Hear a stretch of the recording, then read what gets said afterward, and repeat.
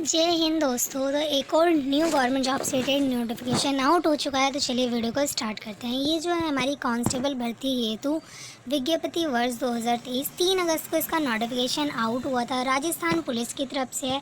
इसमें क्या है देखिए, डायरेक्ट इसमें बताया सामान्य पात्रता परीक्षा। इसमें क्या रहेगा आपका, अगर आप जनरल कैंडिडेट्स हैं या फिर पिछड़े वर्ग से हैं या फिर आर्थिक रूप से कमज़ोर हैं तो आपका क्या है, इसमें 120 नंबर का आपका पेपर होगा जिसमें आपके 40% जो है क्वालिफाई मार्क्स है इसके अंदर। फिर सेकंड है अनुसूचित जाति का, यानी कि जो हो जाते हैं उसमें 108 नंबर का आपका पेपर रहेगा। इसमें 36% जो आपकी क्वालिफाई मार्क्स मांगे गए हैं। और फिर इसमें क्या है, थर्ड है हमारा ट्राइबल सब प्लान एरिया एंड TSP जिन्हें कहते हैं। इसमें क्या है 90 नंबर्स हैं और फिर आपका इसमें 30% लाना होगा। अगर आप लाते हैं तो आप इसे क्वालिफाई कर जाएंगे। इसमें सीनियर सेकेंडरी लेवल के अप्लाई कर सकते हैं, यानी कि आपका 12th पास होना इसके लिए ज़रूरी हो जाता है। नेक्स्ट यहाँ पे क्या है, ये राजस्थान पुलिस के लिए है। तो और भी सारे देख लेते हैं क्या क्या है। इसका जो ऑफिशियल नोटिफिकेशन आप जो फॉर्म को भर पाएंगे वो आप 7 अगस्त से इसके लिए अप्लाई कर सकते हैं 27 अगस्त तक, यानी कि आज हो गई 9 तारीख। तो परसों से इसके ऑनलाइन एप्लीकेशन फॉर्म स्टार्ट हैं और 27 तारीख इसकी लास्ट डेट रहेगी। तो जब तक आप आराम से इसे भर सकते हैं। आवेदकों को सलाह दी जाती है कि ऑनलाइन आवेदन के अंतिम दिनांक का इंतज़ार किए बिना समय सीमा में ऑनलाइन आवेदन करें। यानी कि क्या है, लास्ट टाइम में जो है आपका सर्वर जो है डाउन चलता है इनकी वेबसाइट का। तो आप कोशिश करें कि आप 20 ज़्यादा 25 तक मतलब भर ही लें इसको। आवेदन पत्र भरने की अंतिम तिथि के पश्चात 28 से 30 तक आवेदन पत्र में संशोधन, यानी कि जो करेक्शन डेट होता है उसे आप करेक्ट कर सकते हैं। इसमें क्या है, आवेदन पत्र त्रुटि सुधार हेतु अगर आप करेक्शन कराते हैं तो आपसे 300 रुपये एक्स्ट्रा चार्ज किया जाएगा, जो कि एप्लीकेशन फ़ीस से अलग रखा जाएगा। आवेदक द्वारा केवल एक ही जिला यूनिट के लिए आवेदन पत्र किया जा सके, यानी कि सिर्फ आप अकेले खुद ही मतलब और भी वैकेंसी में नहीं कर सकते, सिर्फ आप अकेले इसके लिए कर सकते हैं इस वेबसाइट से। आवेदन जो है आप इनकी ऑफिशियल वेबसाइट से कर सकते हैं। ये रही इनकी ऑफिशियल वेबसाइट। यहाँ पे आप जाके अपना रजिस्ट्रेशन करेंगे, OTP वगैरह आता है, फिर आपका रजिस्ट्रेशन हो जाता है, फिर आप इसको अप्लाई कर सकते हैं। अभ्यर्थी को इस ऑनलाइन आवेदन पत्र का प्रिंट अपने पास सुरक्षित रख लें। इसका जो प्रिंट आउट निकलेगा वो आपको अपने पास रख लेना है। फिर आपको किसमें क्या होता है, एक होता है एप्लीकेशन फॉर्म नंबर जो कि आपके हेल्प करता है बाद में एडमिट कार्ड के लिए, और भी अदर जब आप फिज़िकल वगैरह के लिए जाते हो तब भी इसकी ज़रूरत पड़ती है। नेक्स्ट यहाँ पे हम देखेंगे, अगर आपको जैसे मतलब कोई प्रॉब्लम हो रही है फॉर्म भरने में या फिर कुछ समझ में नहीं आ रहा है तो ये इनकी क्या है ऑफिशियल फ़ोन नंबर है, इनका हेल्पलाइन नंबर है। इस नंबर पे आप कॉल करेंगे तो आपको ये जो भी डाउट होंगे वो आपके क्लियर कर देंगे इस नंबर पे अगर आप कॉल करते हैं तो। नेक्स्ट क्या है, आपकी एप्लीकेशन फ़ीस कितनी रहने वाली है। तो अगर आप जनरल कैंडिडेट्स हैं या फिर OBC कैंडिडेट्स हैं तो अगर आप राजस्थान से बाहर से बिलोंग करते हैं, यानी कि ऑल इंडिया पे है, तो अगर आप राजस्थान से बाहर हैं तो भी इसके लिए अप्लाई कर सकते हैं। ऐसी ही कोई बात नहीं कि स्टेट लेवल पे सेंट्रल लेवल पे है तो इसके लिए आपके 600 रुपये रखे जाएंगे। और अगर जैसे कि आप रिजर्वेशन वाली कैटेगरी से बिलोंग करते हैं तो आपके यहाँ पे 400 रुपये एप्लीकेशन फ़ीस रहने वाली है। शारीरिक दक्षता यानी कि देख लेते हैं फिज़िकली क्या क्या टेस्ट होने वाला है। तो इसमें क्या है, सामान्य पात्रता परीक्षा सीनियर सेकेंडरी लेवल पे होगी, जो कि मैंने आपको बता दिया 12th के बेस पे होगी। फीमेल मेल दोनों ही कैंडिडेट्स के लिए अप्लाई कर सकते हैं। मेरिट के अकॉर्डिंग इसका होने वाला है 15 गुना अभ्यर्थी की शारीरिक दक्षता, दौड़, माप तौल ये सब देखा जाएगा, फिर आपको लिया जाएगा। डाक से कोई भी प्रवेश पत्र नहीं भेजा जाएगा, मतलब इसमें डाक का कोई रोल नहीं है। सीधा ऑफिशियल वेबसाइट पे जाओ, वहाँ से आएगा, या तो फ़ोन नंबर या फिर जो भी आपने ID दी होगी उस पर हो सकता है मेल आ जाए, तो आप एक्टिव मोबाइल नंबर ही देना। और इसमें क्या है, आरक्षण क्या है, महिलाओं के लिए आरक्षण है, थोड़ा बहुत आरक्षण रहता है फीमेल कैंडिडेट्स के लिए। और नेक्स्ट हम यहाँ पे देखेंगे वेतनमान और पेंशन, आपकी सैलरी कितनी रहेगी। तो सैलरी की बात करें तो 2 वर्ष की कालावधि के लिए परिवीक्षा अधीन, मुझे थोड़ी हिंदी थोड़ी कम पढ़नी आती है, के रूप में नहीं ठीक ठाक आती है हिंदी पढ़नी। 14,600 रुपये क्या रहेगा, फर्स्ट 2 ईयर आपकी सैलरी इतनी रहने वाली है 14,600। बाद में क्या है, धीरे धीरे सैलरी जो आपकी बढ़ती जाती है, तो टेंशन वाली बात नहीं है। अनुसार कांस्टेबल पद की नियमित वेतन श्रृंखला लेवल 5 पे सैलरी रहेगी और बाद में ये इंक्रीज़ भी होती है, टाइम टू टाइम इंक्रीज़ होती जाती है। जैसे जैसे आपका टाइम बढ़ता है उस जगह पे वैसे वैसे इसकी जो सैलरी है वो भी बढ़ती रहती है। फिर देखते हैं न्यूनतम शैक्षणिक योग्यता। तो जिला पुलिस के लिए अगर आप करते हैं इंटेलिजेंस में तो आपका मान्यता प्राप्त स्कूल शिक्षा बोर्ड से सीनियर सेकेंड यानी कि 12th तक की कंप्लीट हो जाए। और पुलिस दूरसंचार के लिए अगर आप अप्लाई करते हैं तो इसमें क्या है, आपका फिज़िक्स, मैथ और कंप्यूटर को आपको थोड़ा बहुत नॉलेज होना चाहिए और 12th में आपकी फ़िज़िक्स और मैथ होनी चाहिए, तो इसके लिए आप अप्लाई कर सकते हैं। आयु सीमा क्या रहने वाली है? आयु सीमा का अगर हम देख लें तो इसमें आपकी जो आयु सीमा रहेगी 1 जनवरी 2024 के बेस पे काउंट की जाएगी आपकी एज को। नेक्स्ट यहाँ पे देखते हैं, अगर आप जनरल कैंडिडेट्स हैं तो आप फीमेल या मेल कैंडिडेट्स हैं तो आपकी जो डेट ऑफ बर्थ है वो इनके बीच में होनी चाहिए तो बेस्ट है।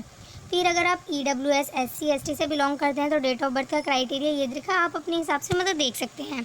ये कांस्टेबल इंटेलिजेंस के लिए था। अगर आप कांस्टेबल चालक आवेदक के लिए करते हैं तो उनकी डेट ऑफ बर्थ का ये रहा।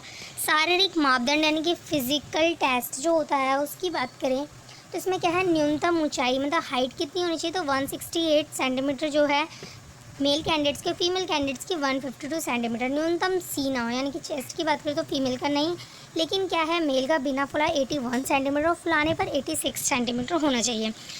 वो बात करें मतलब अगर आपकी वेट की बात कर लें तो अगर आप मेल कैंडिडेट्स हैं तो आपका वेट काउंट नहीं किया जाएगा, और अगर आप फीमेल कैंडिडेट्स हैं तो आपका जो वेट है वो 47.5 किलोग्राम से ज़्यादा नहीं होना चाहिए और BMI आपका परफेक्ट निकलना चाहिए। नेक्स्ट यहाँ पे देखते हैं, यदि सामान्य क्षेत्र के उपयुक्त वर्णित शारीरिक मापदंडों के अनुसार अनुसूचित जाति, अनुसूचित जनजाति के अभ्यर्थी उपलब्ध नहीं होते हैं तो ही उन्हें ऊंचाई व सीने में 5 सेंटीमीटर की छूट दे होगी। नेक्स्ट अगर क्या है, अगर आप हिली एरिया से बिलोंग करते हैं या फिर आदिवासी क्षेत्र से बिलोंग करते हैं तो आपको क्या है, थोड़ा सा आपका जो है वो रिलैक्सेशन रहता है, जैसे हाइट वगैरह का ना थोड़ा सा रहता है। नेक्स्ट अगर हम देखें आपकी मेडिकल का तो मतलब इसमें कुछ खास मुझे ऐसा दिखा नहीं जो मैं आपको बताऊं, और कुछ ढूंढते हैं इंपॉर्टेंट, अगर मिलता है तो मैं आपको बताऊँ। आपका एग्ज़ाम किस तरीके से होगा, एग्ज़ाम पैटर्न। वीडियो कितनी लंबी हो गई, 7 मिनट 10 सेकंड, वीडियो ज़्यादा हो गई। चलिए फिर भी देखते हैं एग्ज़ाम पैटर्न, देख लेना आप पूरी वीडियो पूरी। इसमें क्या है, आपका सिलेक्शन किस तरीके से होगा, तो इसमें क्वेश्चन क्या क्या आने वाले हैं। तो आपका क्या है, सबसे पहले PAT PST होता है जो कि आपको पता है। नॉर्मली कांस्टेबल पुलिस का है तो फिज़िकल टेस्ट तो कंपलसरी है ही। तो इसमें क्या है, फिर आपका एक CBT होने वाला है, फिर आपका प्रोफेंसिसी टेस्ट होगा। और जैसे कि अगर आपने NCC, होमगार्ड या फिर कोई डिप्लोमा वगैरह कर रखा है जो कि रिलेट करता है पुलिस से, स्पेशल क्वालिफिकेशन है तो उसका भी रहेगा। तो हम देखते हैं, अगर जैसे PST PAT का क्या है, आपको इसे क्वालिफाई करना होता है, बस तीनों में से क्वालिफाई, सिर्फ क्वालिफाई होता है, ऐसा कोई नंबर वगैरह ऐड नहीं होता है, आपको ये नॉर्मली बस क्वालिफाई करना है। CBT में क्या है, आपको 150 नंबर लाना पड़ता है, इसमें 150 कांस्टेबल बैंड में ये लागू ही नहीं है। फिर क्या है, प्रोफेंसी टेस्ट में ये अगर आप कांस्टेबल इंटेलिजेंस के लिए करते हैं तो इसमें कोई प्रॉब्लम नहीं है, नहीं होता है। अगर आप चालक के लिए करते हैं तो इसमें 30 नंबर का है, और कांस्टेबल बैंड में भी है 30 नंबर का। विशेष योग्यता NCC वगैरह का जो है, कांस्टेबल चालक और कांस्टेबल बैंड में इसकी नीड ही नहीं है, लेकिन अगर आप इंटेलिजेंस वगैरह में लगाते हैं तो आपको थोड़ा सा वो मिल जाता है। कांस्टेबल बैंड के आवेदकों हेतु कंप्यूटर आधारित परीक्षा आयोजित नहीं की जाएगी। अगर आप कांस्टेबल बैंड के लिए अप्लाई करने वाले हैं तो इसमें CBT बेस्ड टेस्ट नहीं होता, आपकी मौज आ गई। चलिए फिर भी आगे का देखते हैं, शारीरिक दक्षता फिजिकल एफिशिएंसी टेस्ट। इसमें क्या होगा, दौड़ भाग होती है, वही नॉर्मली जो होनी है वो होती है। इसमें क्या रहता है कि आप अगर मेल कैंडिडेट से तो 25 मिनट का आपको टाइम मिलता है, 5 किलोमीटर दौड़ करनी होती है।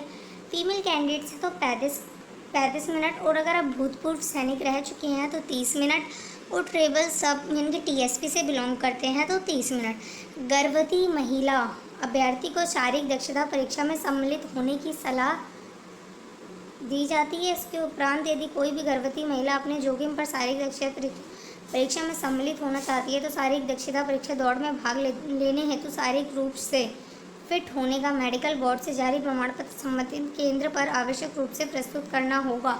अगर जैसे कि कोई प्रेग्नेंट फीमेल्स इसके लिए अप्लाई कर देती हैं तो और वो दौड़ में जो है वो लेना चाहती हैं हिस्सा, मतलब पार्टिसिपेट करना चाहती हैं, तो इसमें क्या है, आपको मेडिकल बोर्ड जो होता है वहाँ से आपको मतलब सर्टिफिकेट लेना होगा, फिर वहाँ जमा करना होगा, फिर आपको मतलब इसमें पार्टिसिपेट करने दिया जाएगा, अदरवाइज कोई चांस ही नहीं भाई। सीबीटी बेस्ड टेस्ट में क्या होगा, आपके नॉर्मली सीबीटी बेस्ड क्वेश्चन आने वाले 2 घंटे का पेपर होगा। इसमें 150 क्वेश्चन आपसे पूछ लेंगे।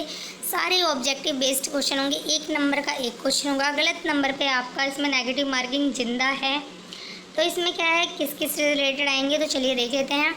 तार्किक योग्यता, कंप्यूटर के सामान्य ग्रेड से रिलेटेड आपके 60 क्वेश्चन आएंगे। 1 नंबर का 1 क्वेश्चन है तो ये 60 नंबर के क्वेश्चन हो गए।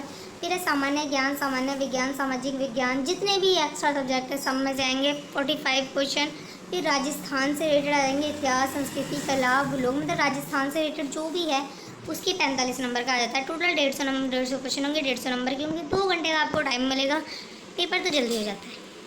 फिर दक्षता परीक्षा, इसमें और एक सेकंड की चीज़ तो मैंने आपको बताई नहीं।